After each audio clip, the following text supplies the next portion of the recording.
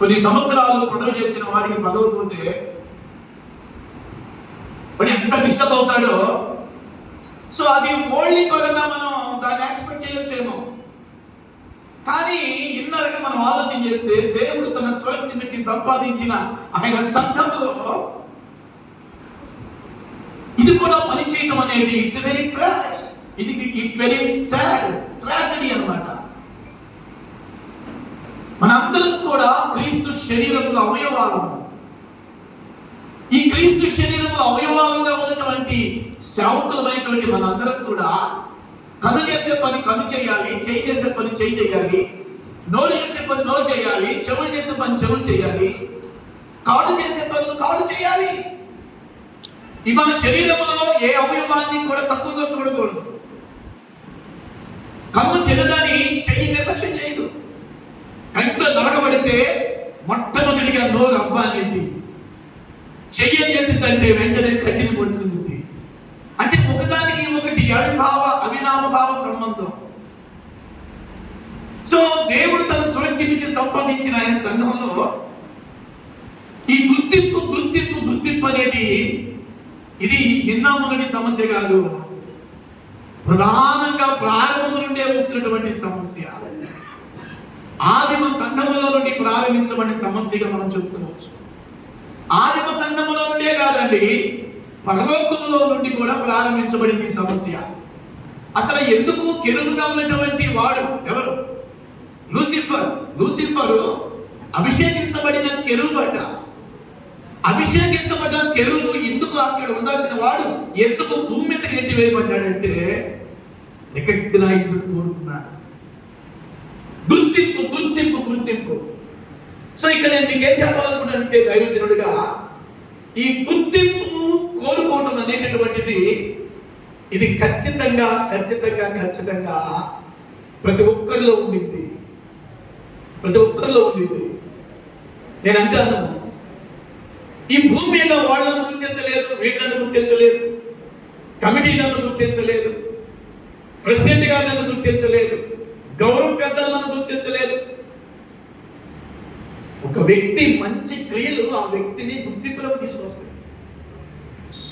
ఒక వ్యక్తి ఆత్మీయత, ఒక వ్యక్తి భక్తి, ఒక వ్యక్తి దేవునితో ఉన్నటువంటి ఆ ప్రయాణం ఆ వ్యక్తిని ఒక మంచి సాక్ష్యంలోకి నడిపించింది. ఎవరు చెప్పకుండానే ఆ వ్యక్తిని ప్రజలు గుర్తిస్తారు. సో నన్ను వాడు గుర్తించలేదు, వీడు గుర్తించలేదని సడిగేటటువంటి సేవకులు కూడా చాలా మంది లేకపోలేదు ఫెలోషిప్ లో. సో ఇక్కడ అనేటటువంటి మాట ఏంటంటే, నీ అవయవం ఒక చిన్న అవయవం, దాని ద్వారా కూడా పని ఉంది. అది ఎందుకు పెద్దగా లేదని, అది చిన్నగా ఉందని దాన్ని ఏమైనా తీసేసుకుంటావా? తీసేసుకుంటే నీ జీవితం పాడైపోయింది. జీవితంలో అది చిన్న అవయవమే కదండి, దాన్ని తీసేసుకుంటే ఖచ్చితంగా దాన్ని బట్టి నువ్వు నష్టపడాల్సి వచ్చింది. మత్తయి సువార్త 20వ అధ్యాయంలో శిష్యుల మధ్య ఒక ప్రాబ్లం క్రియేట్ అయింది. మరలా చెప్తున్నాను, ప్రాబ్లం అందరి ద్వారా రాదు, ఒక్కడి ద్వారా వచ్చింది. కుటుంబంలోనైనా, బిజినెస్ లోనైనా, సంఘములోనైనా, ఫెలోషిప్ లోనైనా ఒక్కడి ద్వారానే వచ్చింది ప్రాబ్లం. జబదేయి కుమారుల జీవితంలో ప్రారంభించబడ్డ ప్రాబ్లం మిగిలిన శిష్యుల్ని డిస్టర్బ్ చేసింది. సో ఇక్కడ ఆ జబదేయి కుమారులు గుర్తింపుని ఎక్స్పెక్ట్ చేశారు.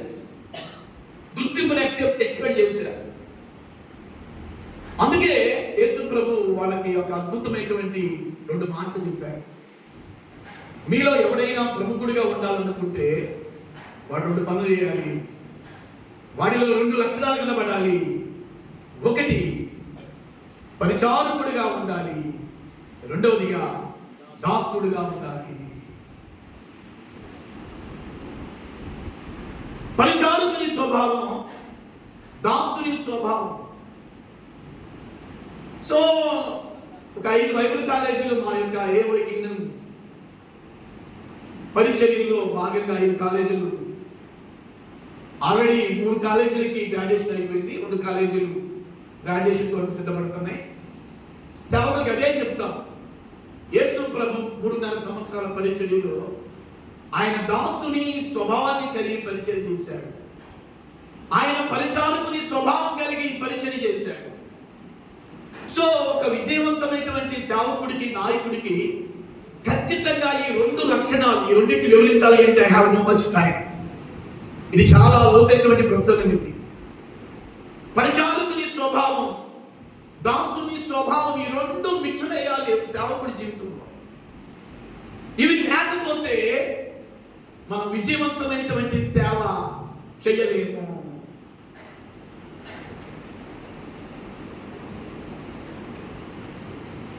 గుర్తింపును కోరుకునేటువంటి సేవకుల్లో ఈ 2 కనబడవు. Try to understand my point. నాకు గుర్తింపు కావాలంటే ఫెలోషిప్లో అందరూ నా పేరే చర్చించాలి, అందరూ నన్ను గురించే మాట్లాడాలి, అందరూ నన్ను గురించే ఆలోచన చేయాలి, అందరూ దృష్టి నా మీదే తిరగాలి. So it's a very danger character in servant life, in pastor life.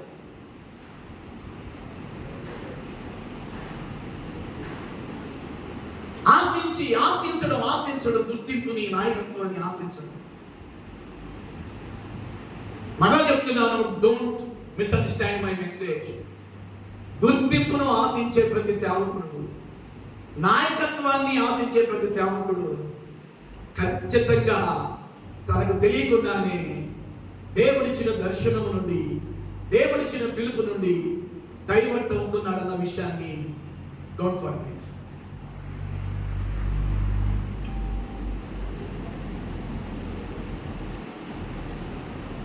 గుర్తింపుని ఆశించడం, పేరుని ఆశించడం. నాకు ఒక మంచి ఫ్రెండ్ ఉన్నాడు, ఆయన లక్నోలో ఉంటాడు. ఆయన నేను ఇద్దరు కూడా 2019లో బంగ్లాదేశ్ మిషనరీలుగా వెళ్ళాను. ఒక 2-3 వీక్స్ ఉంటాను అక్కడ, నేను ఉంటాను. సో ఆ 3 రోజులు ఇద్దరు కూడా ఒక లాడ్జిలో ఉన్నా. సో ఆ 3 వారాలు కూడా అద్భుతంగా ఆ బంగ్లాదేశ్ క్యాపిటల్ రాజధాని అయిన ఢాకాలో మిషనరీ వర్క్ చేసి, సో ఆయన అనుభవాలు పంచుకుంటూ ఉన్నాడు. ఆయన లక్నోలో ఒక బైబిల్ కాలేజీకి ఆయన డైరెక్టర్గా ఉన్నాడు. అంత మాత్రమే కాదు, ఆయన ద్వారా చాలా మంది వాళ్ళ సంఘముల నుండి అనేకుల్ని బయట ప్రాంతాలకి మిషనరీగా పంపించాడు. ఆ 3 వారాలు నేను బంగ్లాదేశ్ రాజధాని అయిన ఢాకాలో ఆయనతో నేను ఒకే రూమ్లో ఉన్నాను. ఆయన మాటల్లో ఉన్న భారాన్ని అర్థం చేసుకున్నాను. ఆయన ఏమని అనేవాడంటే, Shyam, I don't want name, I don't want fame. నాకు పేరు వద్దు, నాకు గొప్ప స్థాయి వద్దు అంటూ ఆయన మాటలు ఏమనేవాడంటే, శ్యామ్, దేవుడు నాకు ఇచ్చిన ఆయుష్లో నేను నేమ్లెస్ మినిస్ట్రీ, ఫేమ్లెస్ మినిస్ట్రీ చేయాలని ఆశపడుతున్నాను. Nameless ఫేమ్లెస్, nameless ఫేమ్లెస్. 120 దేశాలు తిరిగాడు ఆయన. ఎంత హంబుల్గా ఉంటాడంటే, నిజంగా ఆయన చూసి ఆ 3 వారాలు నేను చాలా నేర్చుకున్నాను.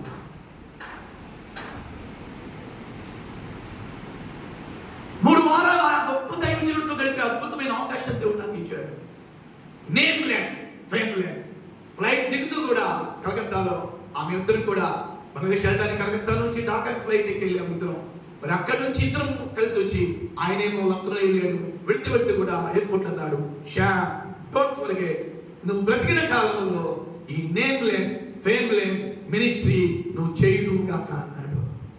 అని కళ్ళంప నీళ్లు పెట్టుకుని వీడితో చెప్పేసి వెళ్ళిపోయాడు. ఇప్పటికీ మేమిద్దరం టచ్లో ఉంటాం. ఆయన మాటల్లో ఎంత భారం ఉందో. నేమ్లెస్ ఫేమ్లెస్. ఇది నిజంగా సేవకులమైన మన జీవితంలో ఉంటే ఎంత బాగుంటుందో. వాళ్ళు గుర్తించలేదు, వీళ్ళు గుర్తించలేదు, వాళ్ళు నన్ను పైకి పిలవలేదు, వీళ్ళు నన్ను చప్పట్లు కొట్టలేదు, వీళ్ళు నాకు సన్మానం చేయలేదు, వీళ్ళకి దండేయలేదు. యేసుప్రభు రాజుగా ఉండే గొర్రె మీద ఊరేగించకుండా గాడిద మీద ఊరేగించబడ్డాడు ఆయన. ఆలోచన చేస్తున్నారా?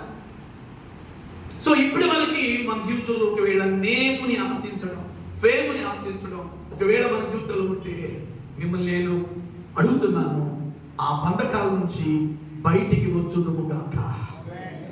ప్లీజ్ గట్టిగా ఆమేన్ చెప్పండి. ఆమేన్. ఆ నేముని ఆశించడం, మరి ఫేముని ఆశించడం, it's a one of the demonic bondage. ఆ బంధకం నుంచి మనం బయటికి రావాలి. ఆ బంధకం నుంచి బయటకు వస్తే దేవుడు నిన్ను వాడుకుంటాడు. ఆ బంధకం నుంచి నువ్వు బయటకు వస్తే నీ పరీక్షలు దేవుడు ఎక్స్టెన్షన్ చేస్తాడు. ఆ బంధకం నుంచి నువ్వు బయటికి రాగలిగితే దేవుడు ఆశించినంత ఆత్మీయత నీలో దేవుడు చూడగలుగుతాడు. ఇదొక్కసారిగా రాదు, ఇదొక్కసారిగా రాదు. క్రమక్రమంగా మనం పూర్తిగా దేవునికి అప్పగించుకునే దాన్ని బట్టి ఈ యొక్క నేమ్లెస్, ఫేమ్లెస్, గుర్తింపుని ఆశించడం, నాయకత్వాన్ని ఆశించడం, it's a very danger. So ఇక్కడ నేను మీకు ఇంకా నాకు ఒక 20 minutes టైం ఉంది. ఈ 20 minutes లో కొంతమంది మిషనరీలు నేను మీ ముందుకు తీసుకొస్తా. ఈ మిషనరీలు నేను ముగింపులో తీసుకొస్తా మీ ముందుకి. దానికి ముందుగా ఒక 4 బైబిల్లో నుండి, పాత నిబంధనలో 3, క్రొత్త నిబంధనలో ఒక వ్యక్తిని నేను ముందుకు తీసుకొస్తా. ఇప్పుడు నేను చెప్పేటటువంటి ఈ 4 కూడా వాళ్ళు ఏమాత్రం కూడా గుర్తింపుని ఆశించలేదు. వాళ్ళు ఏమాత్రం కూడా నేముని, ఫేముని ఆశించకుండానే సేవ చేశారు. సో నేను మీకు రిఫరెన్స్ చదివి సమయాన్ని నేను ఇంకా టీచ్ చేయాలని నేను ఆశపడలేదు, కానీ ఒక్క రిఫరెన్స్ ని మీరు చదివితే బాగుండు. యెహోషువ గ్రంథం 1వ అధ్యాయం 1వ వచనం ఒకళ్ళు, యెహోషువ గ్రంథం 24వ అధ్యాయం 29వ వచనం ఒకళ్ళు దయచేసి చదవగలుగుతారా ప్లీజ్? యెహోషువ గ్రంథము 1వ అధ్యాయము 1వ వచనం. యెహోవా సేవకుడైన మోషే మృతి నొందిన తరువాత యెహోవా నూను కుమారుడును మోషే పరిచారకుడైన మోషే పరిచారకుడైన, ఈ మాట మీరు పెన్ తీసుకుని అండర్లైన్ చేసుకోండి. మోషే పరిచారకుడైన యెహోషువకు ఇలాగు సెలవిచ్చాను. సో ఇక్కడ ఆగి 24వ అధ్యాయం వచ్చినప్పుడు చూడండి, 24:29. The book of Joshua 24th chapter 29. ఈ సంగతులు జరిగిన తర్వాత నూను కుమారుడును యెహోవా దాసుడని మాట కూడా మీరు అండర్లైన్ చేసుకోండి. యెహోవా దాసుడైన యెహోషువ 110 సంవత్సరములు వయసు గలవాడై మృతి నొందెను. యెహోషువ గ్రంథం 1వ అధ్యాయంలో దేవుడు పిలుస్తున్నటువంటి పిలుపు నూను కుమారుడైన యెహోషువ మాత్రమే కాక మోషే పరిచారకుడైన యెహోషువ. సరే ఆ మాట పలుకుదామా? మోషే పరిచారకుడైన యెహోషువ అందామా? అంటే పరిచారకుడిగా ప్రారంభించబడ్డాడు. 24వ అధ్యాయము మినిస్ట్రీ ఎండింగ్ లో, యెహోషువ పరిచర్య ముగింపులో ఏమని దేవుని ఆత్మ చేత సాక్షి పొందుతున్నాడో తెలుసా? యెహోవా దాసుడైన. ఆ మాట కూడా చెప్పండి, యెహోవా దాసుడైన. అంటే మోషే తర్వాత లీడర్షిప్ లో ఇద్దరు ఉన్నారు. లీడర్షిప్ రేసులో 12 గోత్రాల్లో 2 పేర్లే వినబడుతున్నాయి. నెంబర్ 1 జాషువా, నెంబర్ 2 కాలేబు. ఎవరిని దేవుడు మోషే తర్వాత లీడర్షిప్ లోకి యెహోషువను తీసుకొస్తాడా, కాలేబుని తీసుకొస్తాడా? సో ఆ లీడర్షిప్ రేస్ లో వాళ్ళిద్దరు పేర్లు వినబడతా ఉంటే ఆ రేస్ కి ఫుల్ స్టాప్ పెట్టాడు. ప్రజలందరి అనుమానాలకు ఫుల్ స్టాప్ పెట్టాడు దేవుడు. యెహోషువ గ్రంథం 1వ అధ్యాయంలో కాలేబును ప్రక్కన పెట్టి యెహోషువని దేవుడు లీడర్షిప్ లోకి తీసుకొచ్చాడు. నాయకత్వం అనేది ఊరకనే రాదు. స్టేటస్ని బట్టి, కాస్త బ్యాంక్ బ్యాలెన్స్ని బట్టి.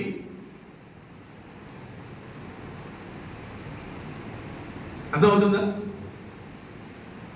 10 మంది సేవకుల్ని పక్కన పెట్టుకుంటే లీడర్షిప్ కాదు. లీడర్షిప్ అనేది it's a selected from God. It's a selected from heaven. పరలోకములో నుండి నీకు నాయకత్వం ఇవ్వాలని దేవుడు ఆలోచించాలే తప్ప నువ్వు ఇక్కడ స్టేజ్ మీద ప్రెసిడెంట్ స్థానంలోకి రావు, సెక్రటరీ స్థానంలోకి రావు, ట్రెజరర్ స్థానంలోకి రావు. లీడర్షిప్ రేసులో ఇద్దరు ఉన్నారు. Number 1 Joshua, number 2 Caleb. ప్రజలందరి దృష్టిలో దేవుడు యెహోషువ పేరుని హైలైట్ చేయగానే కాలేబ్ పక్క కొంపడి పెట్టలేదు. వింటున్నారా? కాలేబు పక్కన కొంతమందిని తీర్చుకుని నేను కూడా మోషేతో సమకాలికుని, యెహోషువతో సమకాలికుని అని పక్క కుంపడి పెట్టలేదు యెహోషువ, కాలేబు. ఏ లీడర్షిప్ అయితే దేవుడు యాక్సెప్టెడ్ చేశాడో ప్రజలందరి ముందుల, యెహోషువ మోషే తర్వాత యెహోషువకి ఆ నాయకత్వ బాధ్యతలు అప్పగించగానే మిగిలిన కాలంలో కాలేబు యెహోషువతో కలిసి పరిచయం చేశాడు. That is the leadership. That is the leadership quality. నన్ను సెలెక్ట్ చేయలేదే, నా పేరు చెప్పలేదే అని పక్క కుంపటి పెట్టలేదు మనోడు కాలేబు. దేవుని ఆలోచనను గౌరవించాడు, పెద్దల ఆలోచనని గౌరవించాడు. అంత మాత్రమే కాదు, పరలోకమందు దేవుడు ఏ డిసైడ్ చేశాడో దానికి కాలేబు కూడా సంపూర్ణంగా యాక్సెప్ట్ చేశాడు.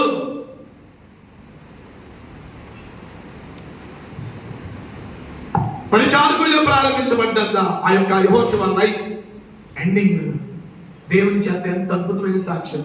యెహోవా దాసుడైన యెహోషువ పరిచారకుని స్టేజ్ నుండి ఏ స్టేజ్కి వెళ్ళిపోయాడు తెలుసా?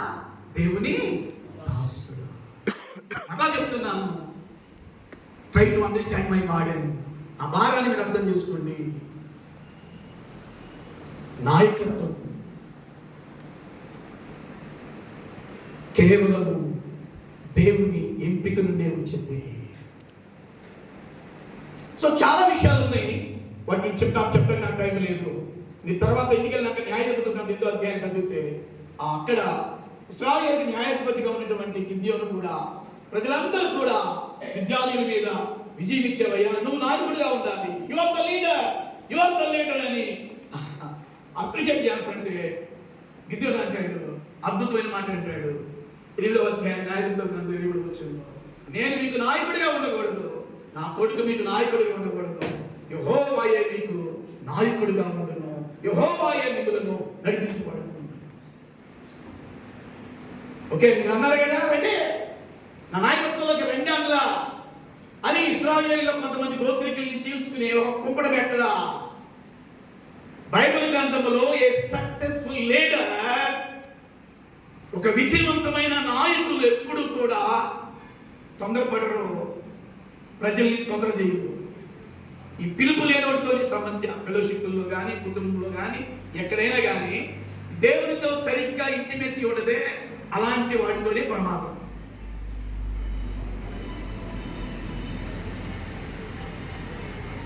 రండి, మీరు కోరుకున్నట్టు నేను మీకు నాయకుడు ఉండడం లేదు, యెహోవాయే మీకు నాయకుడు. సో ప్రజలు ఇచ్చిన లీడర్షిప్ ని he was rejected.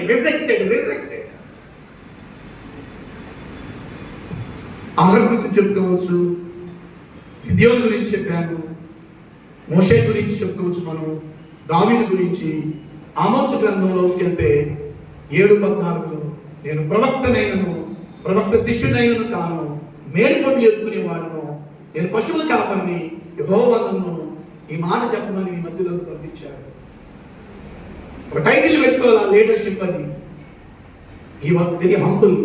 ఆమోస్ 80 సంవత్సరాలు ప్రవక్తగా వాడబడ్డాడు ఇశ్రాయేలు మధ్యలో. నేను ప్రవక్తని, నాయకుడిని నేను అని ఎక్కడ కూడా he was not boasting himself.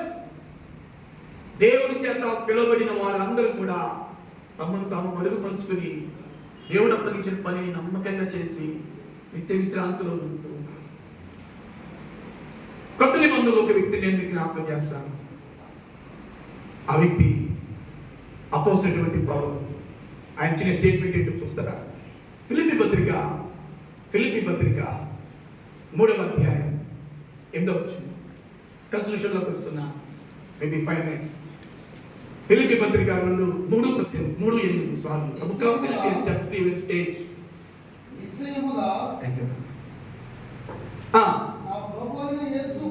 నిశ్చయముగా నా ప్రభువైన యేసుక్రీస్తును గూర్చి అతి శ్రేష్టమైన జ్ఞానము నిమిత్తమై సమస్తమును నష్టముగా ఎంచుకొని ఉన్నాను.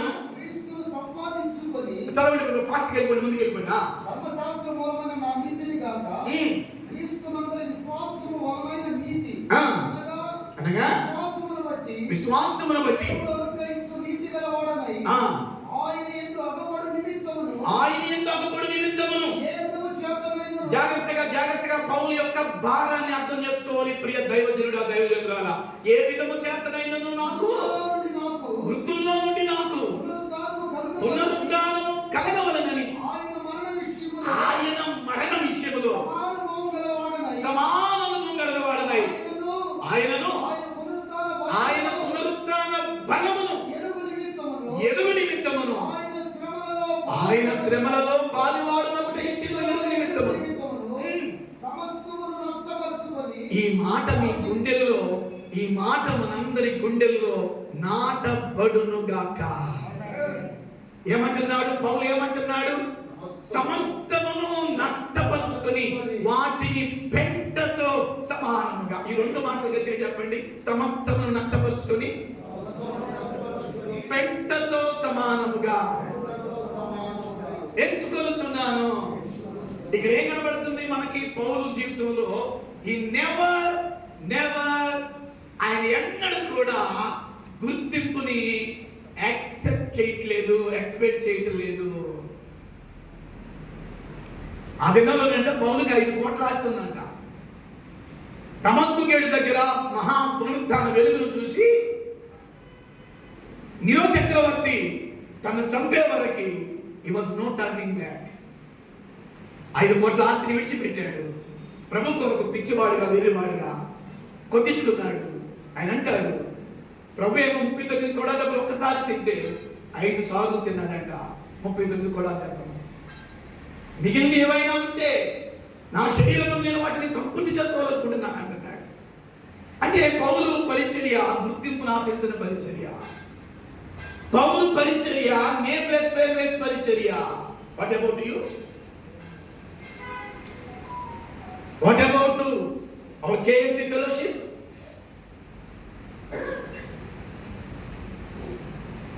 What about ourselves? గుర్తింపు. పౌలు ఎన్నడూ గుర్తింపును ఆశించలేదు. ఏ గుర్తింపు ఆశించి విఎంకే మన దేశానికి వచ్చాడు? ఏ గుర్తింపు ఆశించి 40 భాషల్లో ఆయన బైబిల్ తర్జుమా చేశాడు? ఏ గుర్తింపు ఆశించి కొడుకు చచ్చిపోతే సమాన్ చేయడానికి ఎవరు రాకపోతే ఒక్కడే బలియాలు చేశాడు కొడుకుని. కొడుకు చచ్చిపోయిన షాపులో భార్య మెంటల్ డిప్రెషన్ లోకి వెళ్ళిపోయి వీధుల్లో బట్టలు చించుకుని వెళ్తా ఉంటే ఏం ఆశించి మిషనరీ పని సంపూర్తి చేశాడు విఎంకేరి. Few years back I was visited రామాయపట్నాన్ని నేను విజిట్ చేసినప్పుడు అక్కడ గైడ్, ఆ చర్చి పాస్టర్ గారు నాకు అక్కడ జర్మనీ నుండి, అమెరికా నుండి వచ్చిన మిషనరీల సమాధులను చూపించాడు. చూపించినప్పుడు నేను నిజంగా కన్నీరు వచ్చాను. ప్రియమైనటువంటి దైవ జనాంగమా, ఎక్కడో పుట్టారు అమెరికాలో, ఎక్కడో జర్మనీలో పుట్టారు, భారతదేశంలో ఆంధ్రప్రదేశ్లో రామాయపట్నానికి వచ్చి ఇప్పటికీ వాళ్ళ సమాధులు మనల్ని హెచ్చరిస్తున్నాయి. సమాధులు మనకు వార్నింగ్ చేస్తున్నాయి. అరే మేము ఏ గుర్తింపును కోరుకుని అమెరికా నుండి వచ్చాం? ఏ గుర్తింపును కోరుకుని మేము జర్మనీ నుండి వచ్చా? మాకున్నవన్నీ కూడా వదిలిపెట్టుకుని మేము భారతదేశం కొరకు ఇక్కడికి వచ్చి మా జీవితాలని, మా కుటుంబాలని, మా యొక్క లైఫ్ ని మేము మీ కొరకు సాక్రిఫై చేసాం, మీ ఆత్మ రక్షణ కొరకు. మీరేమో మీ భారతదేశంలోని పాస్టర్స్ పదవుల కొరకు కొట్టుకు చేస్తున్నారా, ఫెలోషిప్ కొరకు పదవి ఇట్లేదని ఆశించి చేస్తున్నారా మీరు అని మిషనరీల సమాధులు మనల్ని హెచ్చరిస్తున్నాయి. కొంచెం ఈ మాట మీలో కొంతమందికి బాధ కలిగించవచ్చు. అలా బాధ కలిగిస్తే దేవుడు నిన్ను బాగు చేయలేడు, ఎవరు నిన్ను బాగు చేయలేడు. మిషనరీల సమాధులు మన ముందు వార్నింగ్ ఇస్తున్నాయి. మేమన్నిటిని వదిలిపెట్టి ఏ గుర్తింపు లేకుండా ఎక్కడో రామాయపట్నం దగ్గర చచ్చిపోయాం. మా సమాధులు, వాళ్ళ సమాధులు కూడా సరిగా లేవండి. వాళ్ళ సమాధులు కూడా సరిగా లేవు. వాళ్ళు త్యాగపూరితమైనటువంటి సేవ. మనం నేముని ఫేముని ఆశించి సేవ. ముగింపులో అమెరికా నుండి రీసెంట్గా 2018లో 3 విషయాలు టైం ఉంది. 2018లో ఒక మిషనరీ వచ్చాడు. ఆయన పేరు ఏంటంటే మీ గూగుల్లో కూడా దొరుకుతాడు, John Allen Chau. Repeat again, John Allen Chau. Young missionary, 27 years, young boy, young man. అంతమందికి ఒక దేవుళ్ళు. అక్కడ కొన్ని దీవులు ఉంటాయి. ఆ దీవుల్లో మరి ఒక తెగ సెంటినెలిస్ అనే తెగ. It's very danger. మనుషుల్ని పీక్ తినేటటువంటి తెగ. ఆ తెగలోకి వెళ్ళకూడదని కాషన్ ఉంది. కానీ ఎవరికి తెలియకుండా ఈ 27 సంవత్సరాల పిల్లడు ఆయనకి ఎలాగైనా సువార్త చెప్పాలి అంటే ఆ తెగలకు వచ్చేటువంటి భారం భారం భారం భారం. భారతదేశానికి వచ్చారు. అండమాన్ నికోబార్ దేవుల్లో ఆ తెగ దగ్గరికి వెళ్ళి, సెంటినెలిస్ అనే తెగ దగ్గరికి వెళ్ళి ఒక్కరోజు సువార్త చేశాడంట. 1 day చేస్తే మనం అలాంటి సేవ చేయాలి. Only 1 day he was ministering in the tribal people midst. ఒకే ఒక్క రోజు 24 hours లో సువార్త చెబుతూ ఒకే మాట, Jesus is save you, Jesus is loves you, Jesus is save you. ఎందుకంటే వాళ్ళకి అర్థం కాదు. సిలువను పట్టుకుని Jesus saves you, Jesus loves you, ఇదే నినాదంతో 1 day ఆ సెంటినెలిస్ తెగలో తిరుగుతూ ఉంటే 2వ రోజు బాణాలతో కొట్టి చంపబడ్డాడు. చెయ్యి ఒకటి తిన్నాడు, కాలు ఒకటి తిన్నాడు, గుండె ఒకటి తిన్నాడు. గుర్తింపు. ఏం ఆశించలేక తెగని, ఏం ఆశించలేడు తెగని. నేమా, ఫేమా? ఖచ్చితంగా మనం ఒకవేళ ఇప్పటి వరకు నేముని ఫేమ్ని ఆశించే ఆ రేంజ్లో ఉంటే దిగుదాం, మారవలసి ఉందా? జబదే కుమారులా ఉండకుండా హంబుల్ పిలుస్తుంది. బ్రతికిన కొద్ది రోజులైనా నేమ్లెస్ ఫేమ్లెస్ దృష్టి మనం కొనసాగుదా. అట్టి కృప దేవుడు ఫెలోషిప్ చేయదు కాక. ఒక్క నిమిషం ప్రార్థన చేద్దాం.